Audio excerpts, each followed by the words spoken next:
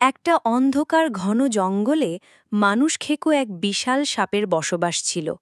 গ্রামের মানুষ তাকে কালনাগ বলে ডাকত। বলা হয় রাত নামলেই সে বেরিয়ে আসে আর শিকার খুঁজতে থাকে। একদিন গ্রামের ৩ জন রাখাল গরু চড়াতে জঙ্গলে ঢুকে পড়ল। হঠাৎ তারা লক্ষ্য করল চারপাশ একেবারে নিস্তব্ধ। পাখিরাও ডাকছে না, বাতাস যেন থেমে গেছে। হঠাৎ করেই মাটির নিচ থেকে ভয়ঙ্কর শব্দ হল। চোখের পলকে গাছের ফাঁক থেকে বেরিয়ে এলো বিশাল কালো সাপ, যার চোখ লাল জ্বলজ্বল করছে। তার শরীর এত বড় যে একবার পাক খেলে গাছ ভেঙে যায়। রাখালদের একজন ভয়ে দৌড়ে পালালো, কিন্তু আরেকজনের দিকে সাপ লাফিয়ে পড়ল। মুহূর্তেই তাকে শরীর দিয়ে জড়িয়ে ধরে ভয়ঙ্কর চাপে পিষে ফেলল।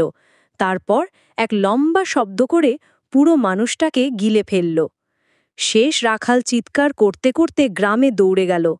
সবাইকে নিয়ে যখন আবার জঙ্গলে এলো, তখন শুধু দেখা গেল ভাঙা গাছ আর মাটিতে বড় সড় সাপের আঁশের দাগ। মানুষটার কোনো চিহ্ন নেই, শুধু তার ছেঁড়া লাঠিটা পড়ে আছে। সেদিনের পর থেকে সূর্য ডোবার আগে গ্রামের কেউ আর জঙ্গলে যায় না।